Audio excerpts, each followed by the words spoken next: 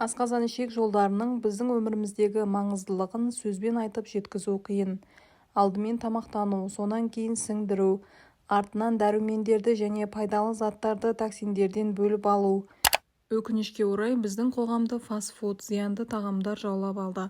Ал бұл асқазан үшін адам айтқысыз ауырлық әкеледі. Сондықтан болар асқазан ішек жолдарының қиындықтарынан зардап шегіп, дәрігер көмегіне сүйенетіндердің қатары күн өткен сайын артып келеді. Бүгінде ғылымда 10-ға жуық асқазан ішек ауруы белгілі болған. Ғалымдардың айтуынша адам жүйесі басқа ағзалар ағзаның жағдайымен тығыз байланысты екен. Дұрыс жұмыс істейтін асқазан әдемі тері, дені сау шаш, белсенді зат алмасудың кепілі болады.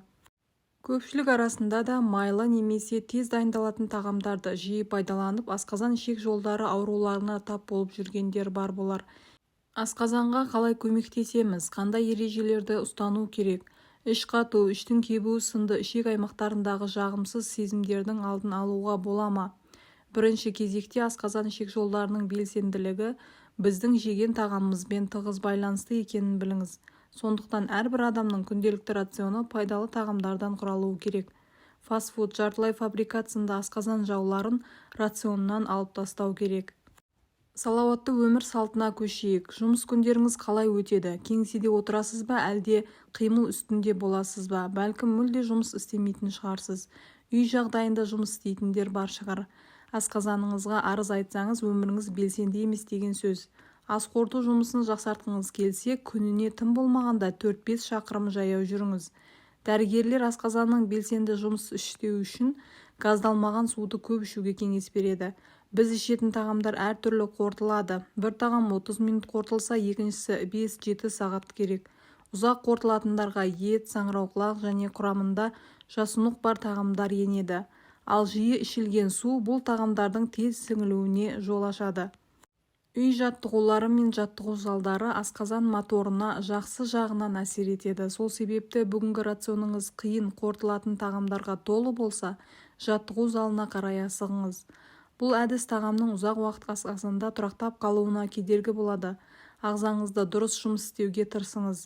Күн сайын белгіленген бір уақытта тамақтанып, әжетханаға тұрақты түрде кіріңіз. Реттілік деген шкафта ғана емес, баста да асқазан ішек жолдарында да болсын. Асқазан тағамды ылғи бір уақытта қабылдауды үйренсе, қиындықтар сізді айналып өтіп, іш қату мен іштің кебуі дегенді білмейтін боласыз. Тамақ жеп отырып сөйлеуден аулақ болыңыз. Жүріп бара жатып тамақ жемеңіз. Компьютер не теледидар алдында тамақ жеуге болмайды. Күнде таңертең сағат тілі бойынша 10-15 минут бойы ішіңізді уқалаңыз. Қышқыл сүтті өнімдер мен көкөністерді, жемістерді барынша көп пайдалануға тырысыңыз. Бұл өнімдер тез қорытылып қана қоймай, құрамындағы дәрумендері және пайдалы заттары сізге энергия көтеріңкі көңіл күй сыйлайды. Асқазанға ұнайтын тағамдар ол қандай тағамдар? Олар қаймақ, өсімдік майы, жұмыртқа сарысы, тмин, фенхель, сәбіз, қызылша, авокадо, құрғақ жемістер, көкөністер, мысалы алма, қарбыз, қауын, өрік, қара өрік, жемістер, әртүрлі ботқалар, кебек, йогурт, айран, кептірілген өрік, інжір тағы басқа. Ал асқазаныңызға ұнамайтын тағамдар қатарын біле жүріңіз. Олар алмұрт, айва қайнатпалары, кисель, қара шәй, какао, ауыз қуыратын шарап, консервілер, фастфуд, газдалған сусындар, орам жапырақ, тым ащы, тым тәтті тағамдар, сағыз, жасыл болгар бұрышы, пияз бен сарымсақ, піспеген банандар, крахмалды өнімдер, қарақұмық, макарон, бәліштер, печенье тағы басқа. Сондай-ақ балықты, етті, сүзбені, жұмыртқаны абайлап жеу керек. Өзіңіз байқағандай асқазанға аса көп нәрсе қажет емес. Рационды пайдалы тағамдарға толтыру, аздап спорт жаттығуларын қосу, жағымсыз әдеттерден арылу асқазаныңыздың саулығын сақтау кепілі болып саналады. Менің каналымда пайдалы ақпараттар өте көп, сондықтан каналға тіркеліп, лайк басуды ұмытпаңыз.